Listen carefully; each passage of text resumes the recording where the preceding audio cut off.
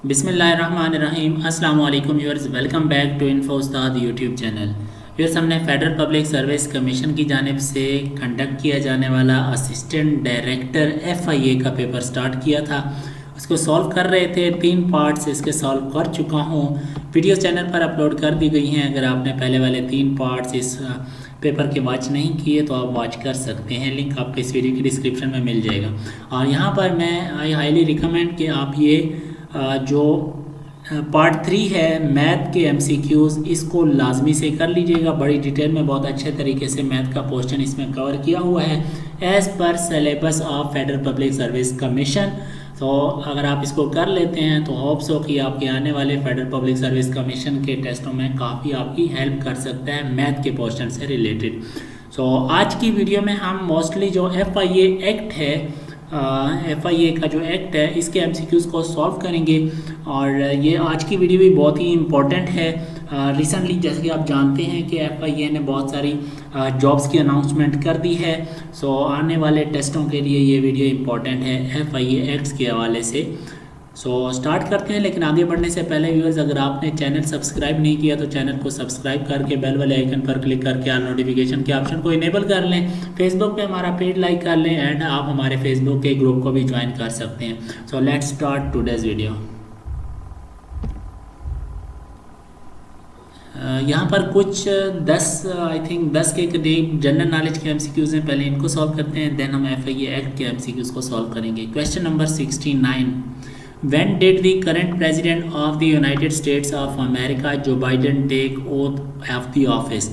जो बाइडन जो कि मौजूदा सदर हैं यूनाइटेड स्टेट ऑफ अमेरिका के, उसने ऑफिस का चार्ज कब संभाला था? 20 जनवरी 2021 को ऑप्शन सी इसका करेक्ट आंसर है। 70, the World Health Organization who announced कोविड-19 एज पैंडेमिक। सो WHO ने कोविड-19 को पैंडेमिक कब करार दिया था? तो 11 मार्च 2020 को करार दिया था। ऑप्शन बी इसका करेक्ट है। व्यूअर्स, यहाँ पर आपको पैंडेमिक और एपिडेमिक का डिफरेंस बताता चलूँ। व्यूअर्स, एपिडेमिक ऐसी बीमारी होती है जो एक ख़ास रीजन, एक महदूद रीजन या एक ख़ास ग्रोह के लोगों को मुब्तला करती है, राइट। जबकि जो पैंडेमिक है वो उसका जो अक्रॉस दी बॉर्डर तक फैलती है, यानी वो थ्रू आउट दी वर्ल्ड बहुत जल्दी से फैलती है। किसी शहर, किसी मुल्क तक महदूद नहीं रहती या किसी ख़ास ग्रोह के लोगों तक महदूद नहीं रहती। तो ऐसी बीमारी को पैंडेमिक कहा जाता है, और जो एक महदूद एरिया तक हो उसको एपिडेमिक कहा जाता है। सो 71 है जी, what is the article 370 of the Indian constitution? Indian constitution का 370 जो आर्टिकल है वो स्पेशल स्टेटस देता है कश्मीर को। It gave special status to Kashmir. Option A correct है। 72, what is the name of foreign minister of Italy who visited Pakistan in September 2021? Luigi Di Maio. Luigi Di Maio ये foreign minister यानी वज़ीर ख़ारजा थे Italy के, जो कि सितंबर 2021 में पाकिस्तान आए थे। 73 है, who is the current governor of Balochistan? Balochistan के मौजूदा गवर्नर का क्या नाम है? ज़हूर अहमद आगा। ये करंट अफेयर का क्वेश्चन है, सो आप अपने वक्त के मुताबिक इसको कन्फर्म कर लीजिएगा, ठीक है जी। 74, what is the name of the project European Union announced in December 2021 to support infrastructure developed around the world apparently to counter China's BRI? So इस प्रोजेक्ट का नाम ग्लोबल गेटवे था, जो कि यूरोपियन यूनियन ने इसका इनिशिएट किया था चाइना के BRI जो प्रोजेक्ट है इसको काउंटर करने के लिए। 75 है, who is the current president of Sri Lanka? Sri Lanka का जो करंट प्राइम मिनिस्टर है, यस प्राइम मिनिस्टर प्रेसिडेंट बल्कि करंट जो प्रेसिडेंट है श्रीलंका का वो है रेनल विक्रमसिंघे। रेनल विक्रमसिंघे इन मौजूद ऑप्शन में नहीं है, सो नन ऑफ दीज इसका करेक्ट ऑप्शन होगा। तो नेक्स्ट क्वेश्चन की जाने बढ़ते हैं। क्वेश्चन नंबर 76 है, who is the current general secretary of the United nation? तो इसका ऑप्शन है Antonio Guterres. Option A Antonio Guterres. इसका ताल्लुक जो है पुर्तगाल से है और ये 9वें जनरल सेक्रेटरी हैं UN के, एंड 1 जनवरी 2017 से ये ताहाल मौजूद हैं। 5 साल का टेन्योर होता है जनरल सेक्रेटरी का UN का। अगर ये करंट अफेयर्स के क्वेश्चंस हैं तो इनको आप जब आप ये वीडियो देख रहे होंगे उस टाइम आप ये कंफर्म कर लीजिएगा। क्लियर है। सो 77 है, where is the 47 G7 summit was held from June 11 to 13 June 2021। इसका जो करेक्ट आंसर है वो यूके है, इंग्लैंड। यहाँ पर 47 समिट हुई थी G7 यानी ग्रुप ऑफ 7 कंट्रीज़ की, जिसमें शामिल हैं कनाडा, फ्रांस, जर्मनी, इटली और यूके। क्लियर है जी। नेक्स्ट क्वेश्चन की जाने बढ़ते हैं। 78 which country hosted the Asian summit 2020 via video conference. तो ऑप्शन बी इसका करेक्ट है, वियतनाम ने इस समिट को, एशियन समिट को होस्ट किया था। एशियन जो तंजीम है वो association of south east Asian Nations की तंजीम है, 10 कंट्रीज इसके मेंबर्स हैं। 79 है जी, which countries super computer has become the fastest in the world. Correct answer is Japan. Japan का जो सुपर कंप्यूटर है इसको फास्टेस्ट, दुनिया का फास्टेस्ट सुपर कंप्यूटर करार दिया गया। इससे कबल ये जो एजाज़ था ये यूएस के पास था, United states of America and China के पास, राइट। सो अब ये जापान के पास है। 80 है, who is the current chancellor of Germany. Germany के मौजूदा चांसलर का नाम ओलाफ स्कॉल्ज है, ऑप्शन बी करेक्ट है। 81 which one is the northern end of Pakistani side of CPEC. CPEC का पाकिस्तान की साइड से जो नॉर्दर्न एंड है वो बाबूसर है, ऑप्शन बी करेक्ट है। और यहाँ पर CPEC China Pakistan economic corridor ये स्टार्ट हुआ 2015 में एंड विद 46 बिलियन डॉलर के साथ। क्लियर हो गया। 82 when was the last annual meeting, जो कि नॉन वर्चुअल मीटिंग थी वर्ल्ड इकोनॉमिक फोरम की, कब हेल्ड हुई थी। ऑप्शन ए करेक्ट है, 20 से 24 जनवरी 2020। 83 क्वेश्चन की जाने पड़ते हैं। Who led the Afghan Taliban team during the peace negotiation with the United States at Doha.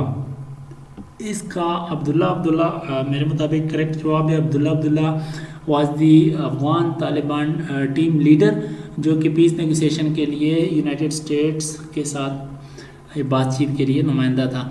So option D none of these है, इसमें से अब्दुल्ला मौजूद नहीं। आप इस क्वेश्चन को 83 को खुद भी कंफर्म कर लीजिएगा। क्लियर है जी। 84 की जाने बढ़ते हैं। Which country is southern neighbour of United state of America.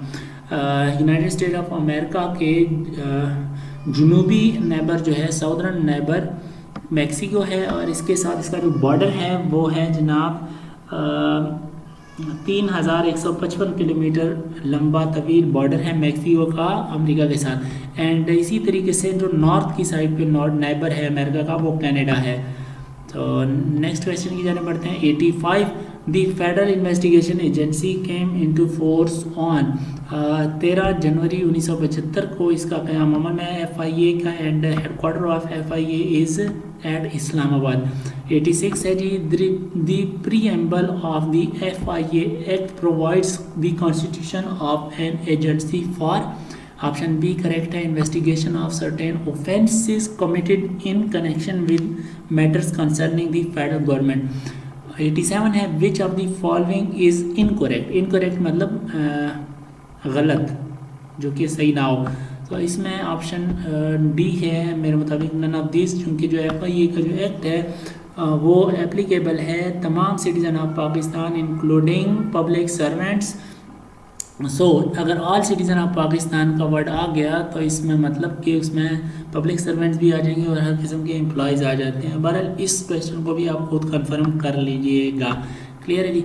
88 Federal investigation Agency is constituted under section 3 of FIA act. Option C इसका दुरुस्त जवाब है। 89 FIA act does not contain any provision pertaining to Pakistan Railway Police, Islamabad Capital Police, AG K police, all of these. Option D is the correct option. 90 है question number 90 the term public servant denotes.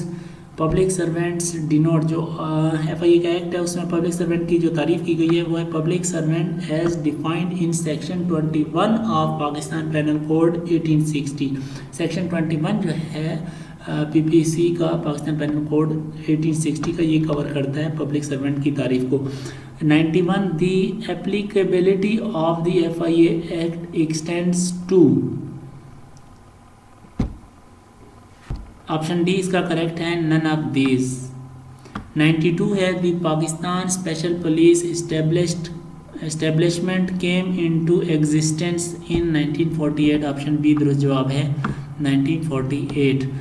इसके बाद next है जी 93 the director general of Federal investigation Agency is appointed by federal government. Option C correct है। जो FIA का जो director general है उसको फेडरल गवर्नमेंट अपॉइंट करती है। The superintendents of the federal investigation agency vest in, so इसका भी जवाब है फेडरल गवर्नमेंट। ऑप्शन बी जो है, डी जो है नन ऑफ दिस, क्योंकि फेडरल गवर्नमेंट यहाँ पर मौजूद नहीं है। 95 है जी section dash of FIA act contains the powers of the members of agency. तो इसका सेक्शन 5 है, ऑप्शन बी दुरुस्त जवाब है। 96 है जी power of arrest without warrant has been interested to dash under the FIA act. FIA act के मुताबिक कौन बगैर वारंट के अरेस्ट कर सकता है? तो सब इंस्पेक्टर के पास ये पावर होती है। 7C इसका करेक्ट आंसर है, sub inspector. 97 an arrest under the FIA act can be made after commission of an offence on reasonable suspicion है,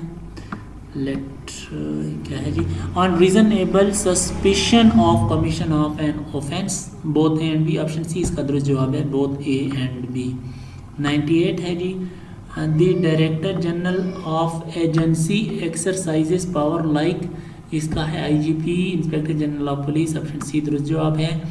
99 a person arrested under the FIA act may be detained at police station set up by police, any place declared by as a police station, both A and B। so option C जो है इसका correct है। कहीं पर भी उसको ठहराया जा सकता है, पुलिस स्टेशन में भी या कोई भी जगह जो कि पुलिस स्टेशन मुतय्यन करती है। 100 लास्ट क्वेश्चन आज की वीडियो का और इस पेपर का।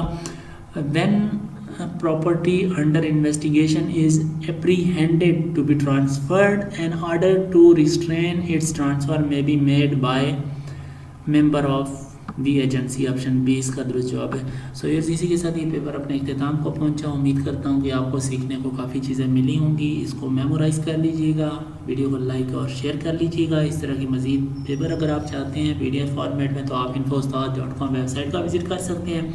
तैयारी करना चाहते हैं वीडियोस की फॉर्म में तो आप उसके लिए हमारे चैनल इन्फो उस्ताद ज़रूर विज़िट कीजिएगा, सब्सक्राइब कीजिएगा और शेयर कीजिएगा।